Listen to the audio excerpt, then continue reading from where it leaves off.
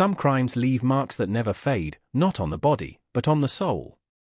This is the story of a father who lost everything to a monster, and how he made that monster pay, inch by bloody inch.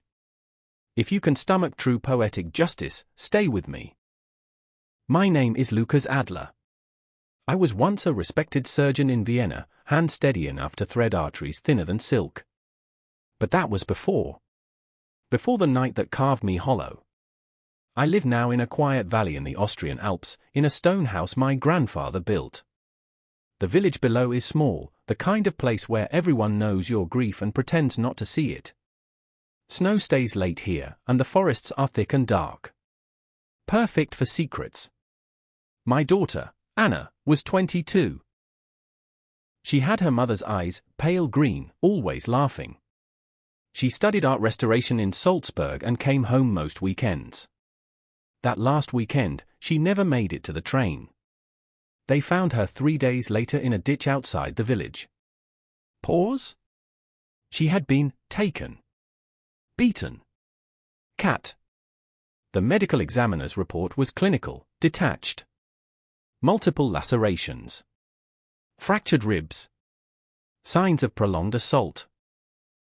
The knife work was deliberate, almost surgical, shallow cuts across the arms, thighs, breasts. He had kept her alive for hours, enjoying her screams. The man who did it was Heinrich Voss. Everyone knew. He owned half the timber mills in the region, threw lavish parties at his lakeside villa, donated generously to the local police charity. When Anna rejected his advances at one of those parties, politely, always politely, he decided she needed to learn respect. There was evidence. DNA, fibers, a witness who saw his car. But witnesses recanted. Evidence vanished. The case collapsed. He walked free 6 months later, smiling for the newspapers. Justice has been served, his lawyer said. I sat in the courtroom gallery and watched him shake hands with the judge. Something inside me snapped clean in two. I did not rage. I planned. For 2 years I prepared. I sold my Vienna practice quietly. Moved permanently to the mountain house. Told people I wanted solitude to grieve. They nodded sympathetically and left me alone. The basement beneath the house had been a wine cellar once. Stone walls 2 feet thick. Soundproof. I reinforced the door with steel. Installed drainage. A surgical lamp. A sturdy oak table with leather restraints, antique, bought from a closed sanatorium in Graz. I studied. Not just anatomy, I already knew that better than most. I studied pain. How long a body can endure before shock sets in. How to cauterize without killing. How to keep someone conscious when every nerve screams for oblivion. I watched Heinrich from a distance. His routines were predictable. Tuesday evenings he drove alone to his hunting lodge in the forest, a place he used for private entertainment. The road was isolated, the mobile signal weak. I waited for autumn, when the nights came early. On the chosen Tuesday, rain lashed the windshield as I followed at a distance. He turned onto the forest track. I waited until his taillights vanished, then blocked the road with a fallen pine I had prepared earlier.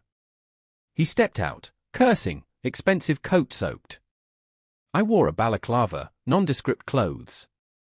The chloroform rag was over his face before he could shout.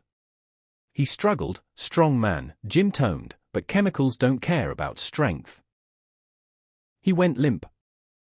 I dragged him to my van, bound him, drove the long way home through back roads. No cameras. No witnesses.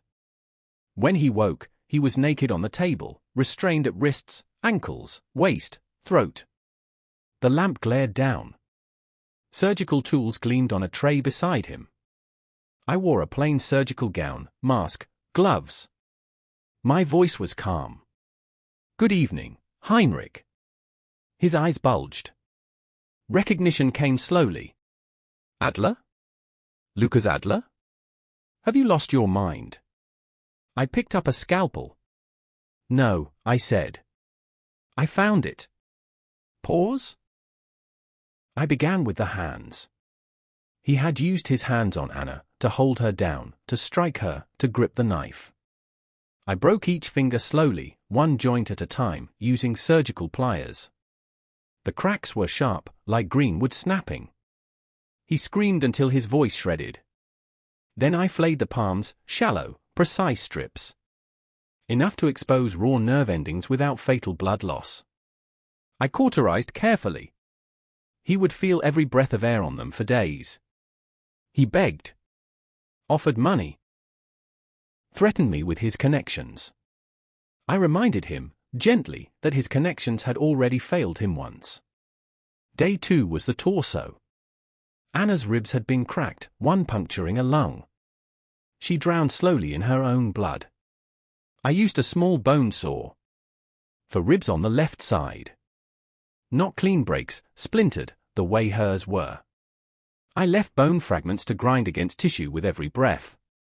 He gasped like a fish, eyes rolling white. I spoke to him the whole time. Told him about Anna's laugh. How she used to sketch wildflowers. How she wanted to restore old frescoes in Italian churches. He whimpered apologies that meant nothing. Day 3, the face. He had cut Anna's face, cheeks, lips, eyelids. Said she was too pretty to look at him with disgust.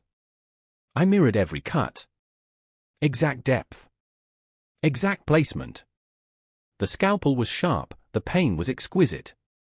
Blood ran into his eyes, his mouth. When I reached the lips, he could no longer form words, only animal sounds. I paused often. Gave him water. Nutrients through a tube. I wanted him conscious. I wanted him to feel the full weight of what he had done. On the 4th day I addressed the final violation. Pause? He had raped my daughter. Repeatedly.